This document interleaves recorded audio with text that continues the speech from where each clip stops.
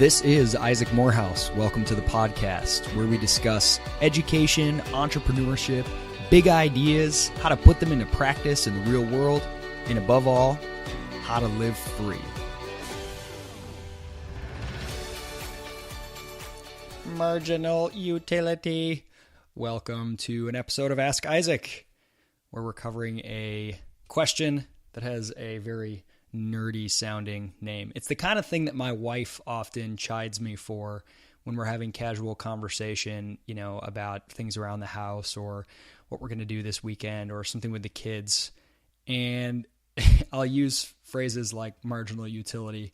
And I'm not trying to be cute. It's just like, that's something that's, it's a language that I like and that I'm familiar with in my own crude way anyway. And she makes fun of me mercilessly. Okay. Before we get to today's question, which is about marginal utility, what is it? Why does it matter? That's what we're going to talk about. I just want to remind you can always submit questions at isaacmorehouse.com. There's a little tab that says Ask Isaac, and you just submit a question with your name. If you want to be anonymous, you can be anonymous. And I try to do one of these episodes once a week, roughly, and I try to keep up on all the questions. I have not missed one yet. I have responded to every question, and if you have one, unless it's horribly boring or a repeat, or somehow, I don't know. It's hard for me to imagine a question that I wouldn't at least try to answer. So isaacmorehouse.com/ask-isaac, or you can just find the Ask Isaac tab. Please submit your questions. Thank you, as always, to Lav, the production engineer, I guess you would call him, who does the fine editing work on this program. All right. So on today's question, I have to preface it by saying I'm not a professional economist. I'm not really sure what a professional economist is, what that means.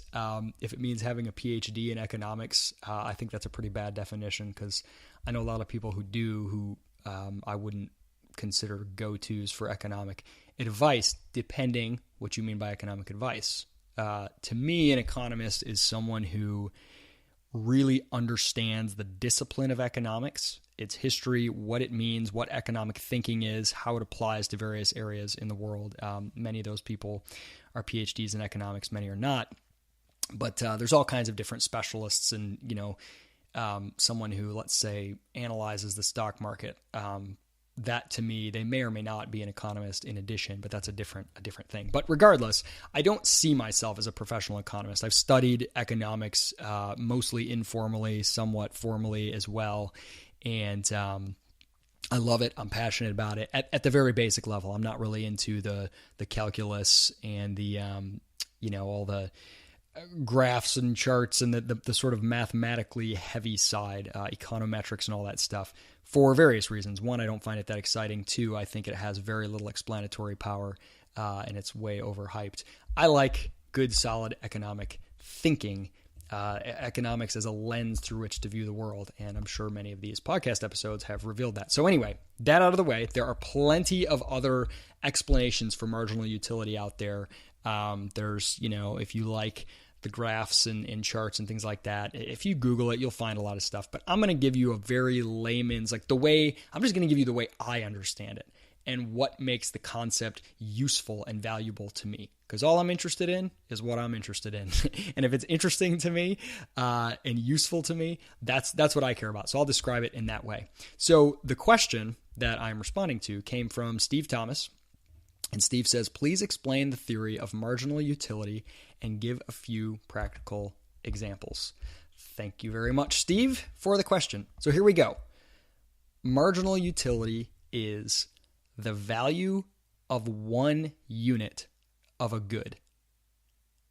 The value of one unit of a good. So marginal, meaning very small, sort of small amount, and utility, meaning the value or utility, the benefit that that good brings with it. Okay, so the really, really important thing here is that utility or value, and I'm going to use them interchangeably for purposes of this podcast episode. They don't necessarily, they can have different meanings, but just for the purposes of this basic episode, value is subjective in economics. Value in economics is subjective. So when we're talking about the utility of a good, the value it creates for the person who's using it, it's totally subjective. That means it's different for every person. It could be different from 1 minute to the next. Your congratulations Chicago Cubs for going to the World Series t-shirt is valued by you and everyone else at a certain level the day before they lose the NLCS, and it's valued at a different level the day after, right? Same good. Nothing has changed in that t-shirt except for external circumstances. So value is subjective. We're not talking about, how much is a hunk of gold worth. There's no objective worth. It completely depends on who you're trying to sell it to. What are their preferences? What do they value compared to what else? So that's what we're talking about. It's subjective. And when we say unit, the value of 1 unit of a good, that's how I'm defining marginal utility. What is 1 unit? How big is 1 unit? Well, that's totally flexible as well. It's based on circumstance, okay? And I'll explain in a minute why this matters so much. You'll see. But take, for example, let's say bubble gum. If you ask me how valuable is bubble gum, I can't answer that question, even if you ask me just based on my own subjective value. How much do you, Isaac, value bubble gum?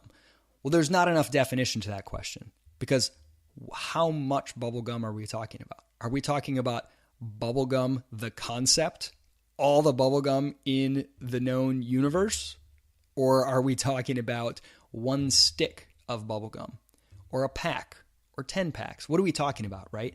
So when I say the unit, 1 unit of a good, it's whatever the unit is in question. So if you say, what is the value to you of 1 pack of bubble gum? That's a different answer than the value of bubble gum as a whole, which I don't think really could be answered because it's not actionable. And to know something's value to someone, they can say whatever they want. That's what economists would call their stated preference. Oh, I value, whatever, all the bubble gum in the world at $1 bajillion. But that means nothing in economics in terms of revealing the actual value. Until you can act on it and sort of exchange something for it, we can't see what you're really willing to give up. And with something like that I could never actually purchase or collect in one place, there's really no way to put a value on it to know. Okay, so marginal utility is the value of 1 unit of a good. Here is why this is really important. I'm going to give you 3 riddles, and marginal utility will help us answer all of them. You ready? Here we go. We need water to survive. Without water, in a few days, humans would be dead.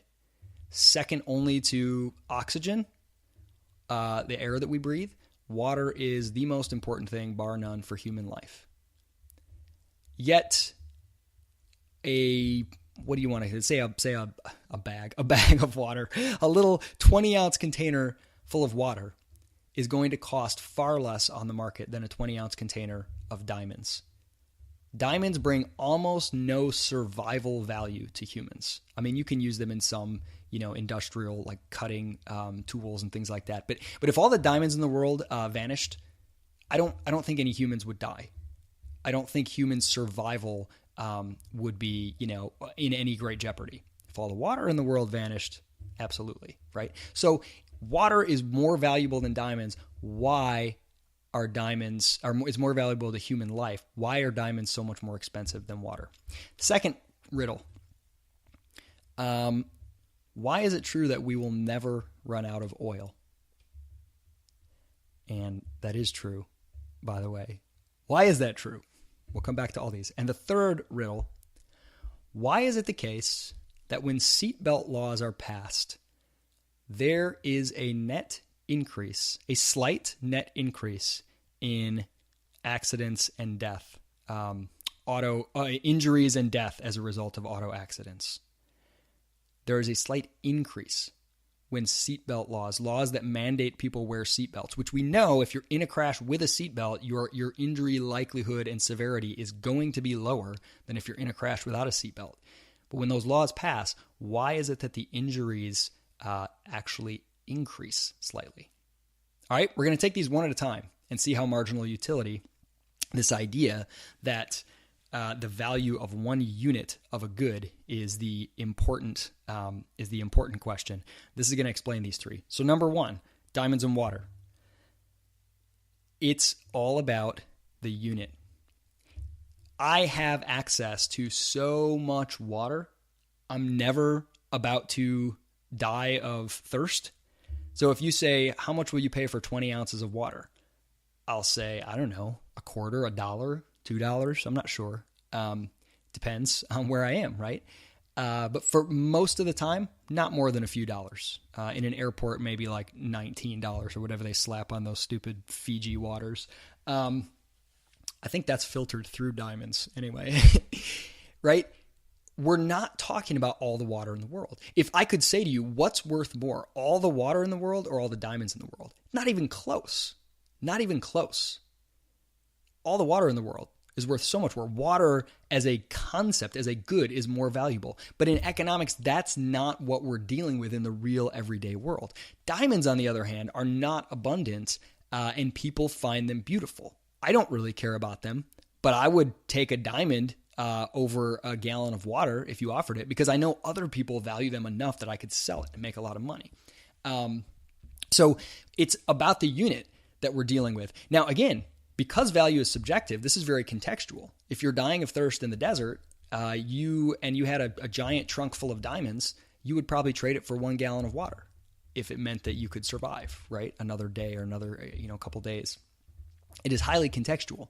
But marginal utility is what helps us unravel this mystery that very early economists struggled with. They felt like there had to be something that like determined the value of a good, something objectively about that good, how much labor went into it, or something about its qualities and characteristics. Not at all. It's all subjective, and it's all up to the time and place of the person doing the valuing. And that person is only ever deciding between the next available unit. They're never choosing whether or not to buy water as a concept or diamonds as a concept. They're choosing whether to buy, whether to pay $1,000 for a diamond, which might be a great deal, or for a gallon of water, which is really abundant. So the marginal utility of each additional unit of water is very, very low compared to the marginal utility of each additional unit of a diamond. Water is more valuable than diamonds as a whole, but we're talking about each additional unit. Okay, number 2. Why won't we ever run out of oil? Because so let's say we don't discover any more oil reserves than everything that's known right now, and that our oil consumption rate keeps increasing steadily.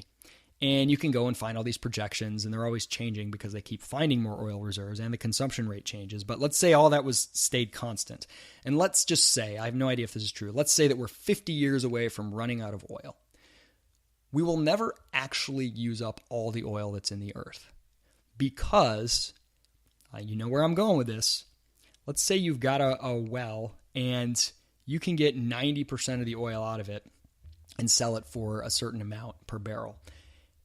That last little bit, maybe you can get 99% of it. That last little bit, the last little bits of oil spread around the earth, the cost of getting those final marginal units of oil is likely to will at some point exceed the value of those units. This is why every gold mine, every copper mine, every mine that's ever been abandoned still has gold or copper or something else in it.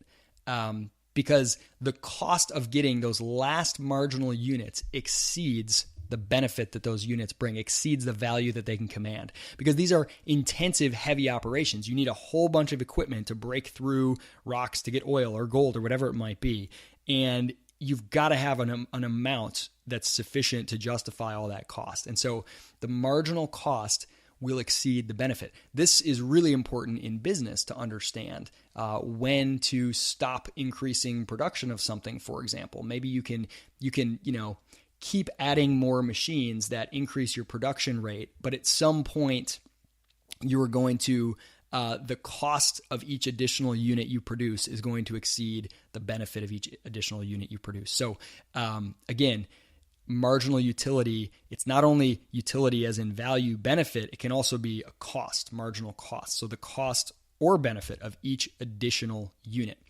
Okay, finally, what's called the Pelsman effect, because the economist Sam Pelsman is most famous for studying and discussing this. Seatbelt laws. You pass a seatbelt law, and we've seen this in many states, and injuries and deaths go up.